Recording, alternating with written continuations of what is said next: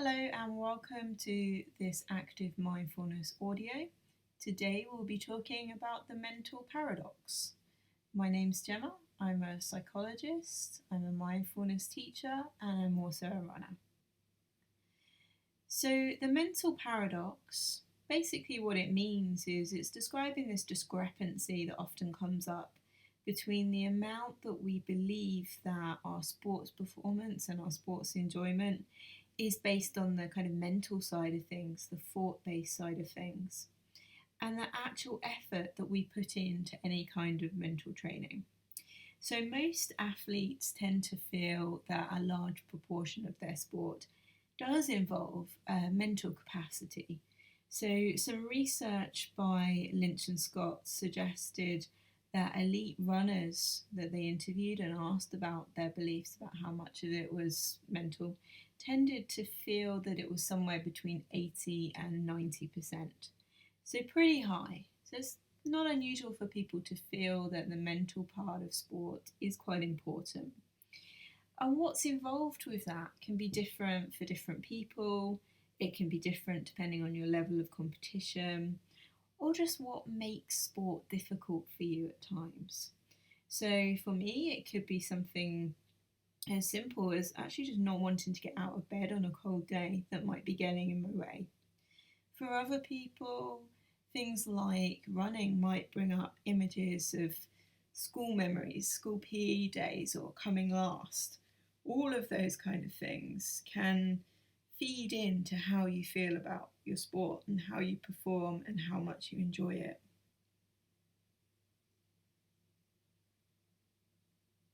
So, most of us recognize that skill in sport is achieved through repetition. So, for instance, at my boxing class once a week, I might practice the same punches over and over again. When you're running, you might just put in the miles over and over again. When you're playing football, you might just practice passing over and over again. If you think of that famous scene in the original Karate Kid movie of wax on, wax off, it's the same movement over and over again that slowly builds the skill up.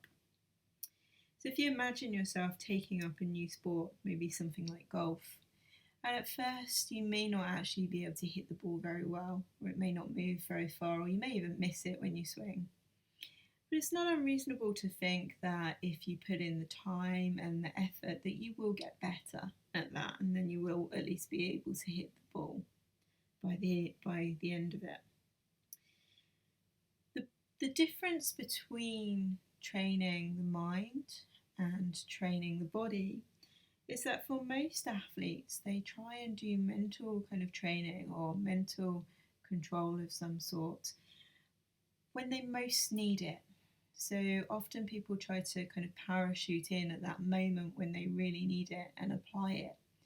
And this is really difficult. It's a bit like trying to learn to ride a bike on the day that you're doing a triathlon.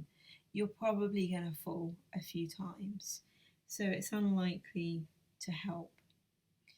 There are many reasons why people might do this. One reason might be a lack of time or a lack of knowledge in how to do it.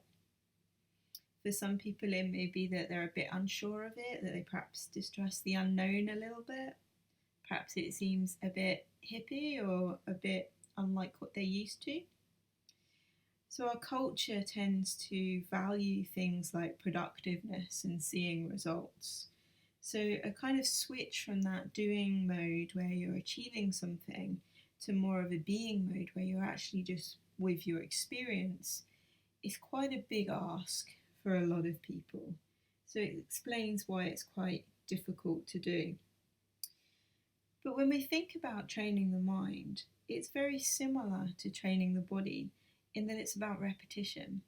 So, what we're doing in mindfulness is we're practicing repeatedly, bringing our attention back to something when you notice the mind has kind of wandered off and got caught up in the thought stream. So, over and over again, you're bringing the mind back to an anchor in the present moment. And research suggests that this can actually lead to having a quieter mental state, even when in the chaos of sport. It's what we tend to call unfreakability. So, the opposite of being freaked out by your emotions, by your body, by the other team taking control. Perhaps in a run, just being passed by the man carrying the fridge could be enough to kind of freak you out if you're already feeling a little bit vulnerable. So, to develop this, it's really just about putting in the time and the effort to continue bringing back the mind to the present moment so that it can be something that you use when you need to. So, applying the same attitude that we have with physical training to the mental training, which is that we train regularly and systematically rather than just when we feel like it. So it's something to bear in mind when you perhaps go into your next training session or you think about using something more mental based, to kind of think about how much do I think my sport is mental. And if I think it has that much of an influence, am I putting in the right amount of time and effort to the training to see results? And let us know how you get on.